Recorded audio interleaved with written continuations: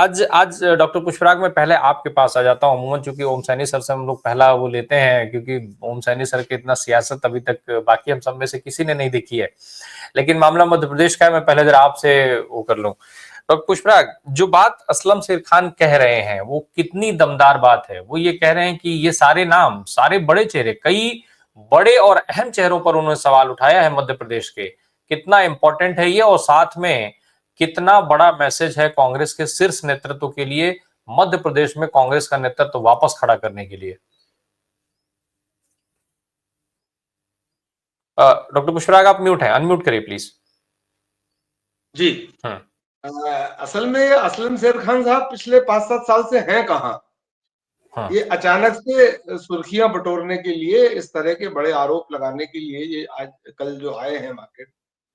इसके पहले बीते चुनाव में, बीते लोकसभा में, विधानसभा में, उसके पहले मतलब 1996 में जब ये केंद्रीय मंत्री हुआ करते थे शायद कांग्रेस सरकार में, उसके बाद से इनने एक बार जब राहुल गांधी ने इस्तीफा दिया था, उसके बाद इनने एक स्टेटमेंट जरूर जारी किया था जो अनसंग रह गया, किसी ने उस पर ध्यान ही नहीं दिया कि मुझे अध्यक्ष बना दो राष्ट्रीय।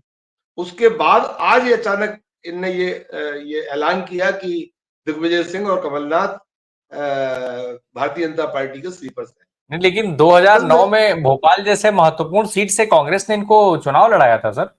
यस, नहीं बीच में कांग्रेस छोड़ भी दी थी, फिर छोड़ने की खबर आई, फिर कब ज्वाइन कर ली पता नहीं, और लगातार ये घर में बैठे रहे।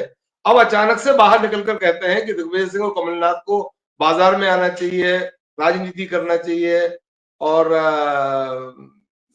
इस तरह से ये भारतीय जनता पार्टी के स्लीपर सेल।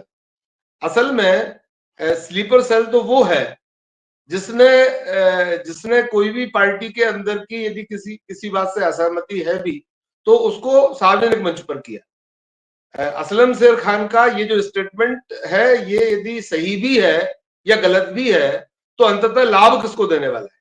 ये भारतीय जनता पार्टी को ही लाभ देगा, ये कांग्रेस को ही कमजोर करेगा। बेहतर होता यदि वे कांग्रेस में है तो कांग्रेस के किसी एप्रोप्रिएट फोरम पर अपनी बात कहते, अपनी असहमति करते। हालांकि कांग्रेस के नेताओं पर यह आरोप लगाना बहुत आसान हो जाता है कि वे पार्टी के विरोधी गतिविधि कर रहे हैं या पार्टी दूसरी पार्टी के पक्ष में काम कर रहे हैं। उसका एक बड़ा कारण है कि कांग्रेस के अंदर अभिव्यक्ति की स्वतंत्रता है।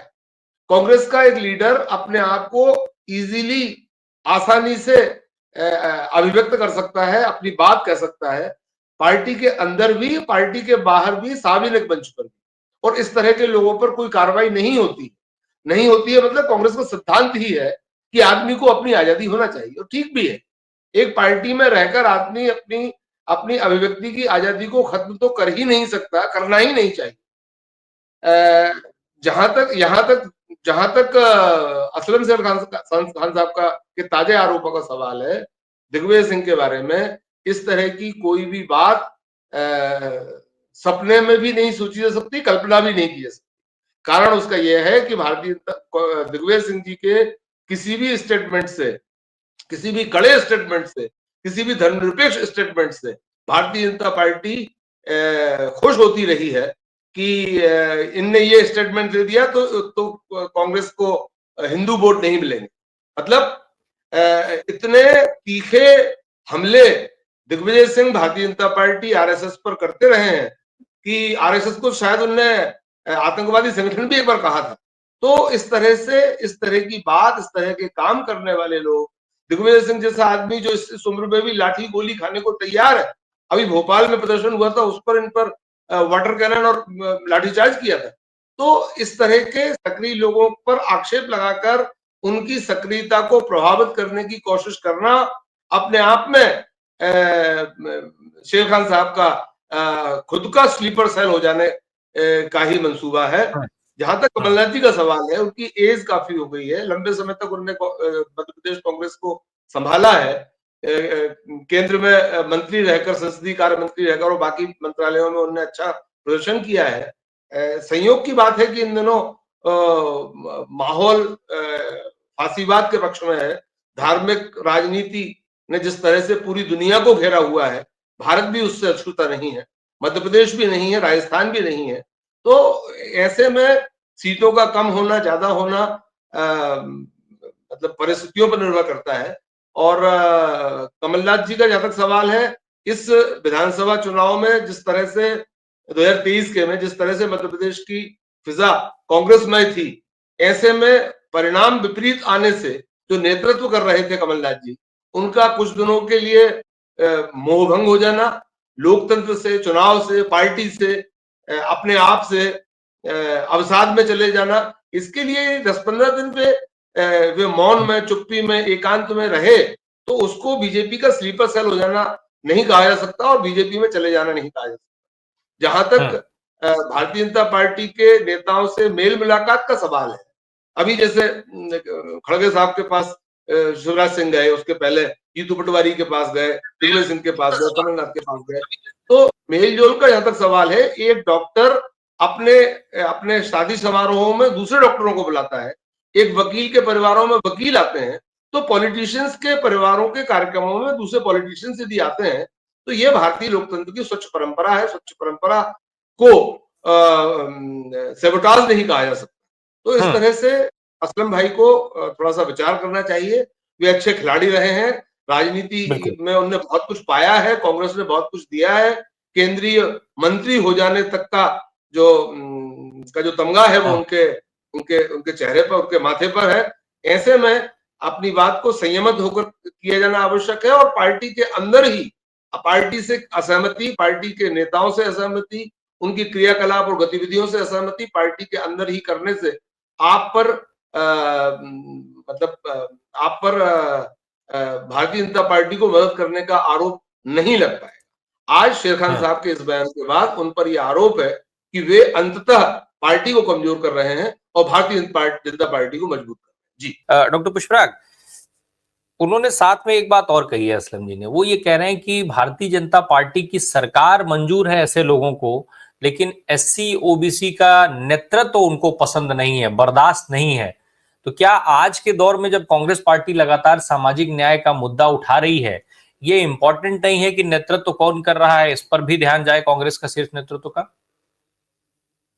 नहीं, आप ठीक कह रहे हो। असल में क्या है कि असलम जी ने अपनी जो पूरी की पूरी बात कही है, चाहे वो स्लीपर सेल की बात हो या नेतृत्व की बात और बीजेपी की सत्ता मंजूर है, ये सब बातें जो उन्होंने कही है, ये सारी की सारी बातें अपने आप को अंडरलाइन कराने के लिए, अपने आप को रेखांकित कराने के लिए कही है और अनर्गल आरोप लगाए।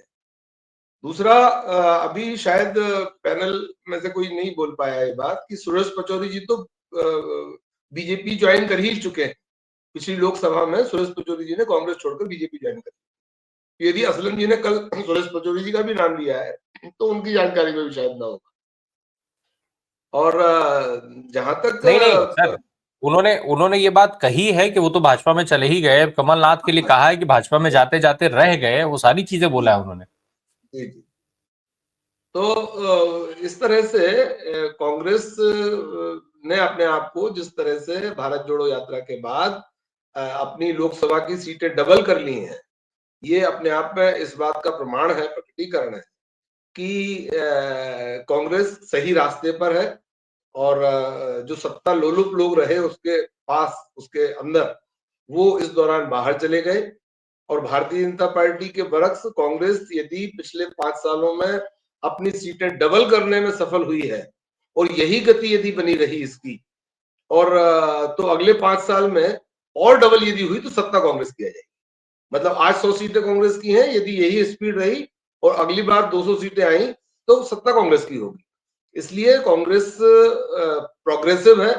पिछले 5 साल की तुलना में कांग्रेस ने बहुत जबरदस्त छलांग लगाई है और भारतीय जनता पार्टी ढलान पर है। भारतीय जनता पार्टी जिसकी 300 कुछ सीटें थी, आज 200 कुछ है। तो भारतीय जनता पार्टी की तुलना में कांग्रेस ऊपर की तरफ बढ़ रही है और भारतीय जनता पार्टी नीचे की तरफ जा रही है। इसी बात से ये प्रमाणित होता है। लेकिन इस बात को मेन स्ट्रीम मीडिया कभी अंडरलाइन करके नहीं बताता, इसलिए क्योंकि उसे तो भारतीय जनता पार्टी की स्लीपर सेल की तरह ही काम कर रहा है। और असलम जी का ये बयान बहुत दुर्भाग्यपूर्ण है। असलम जी को इस पर पुनर्विचार करना चाहिए और कांग्रेस को इस बात पर गंभीरता से विचार करना चाहिए कि जिन लोगों को भी उनने अपने समय में अच्छे अच्छे पदों से नवाजा हुआ है, वे इस तरह की यदि बात कर रहे हैं तो उन पर नियंत्रण की जरूरत है। एक प्लेटफॉर्म कांग्रेस को ऐसा बनाने की जरूरत है जहां इस तरह की विसम्मत जो टिप्पणियां हैं वो खुले तौर पर की जा सके। जी।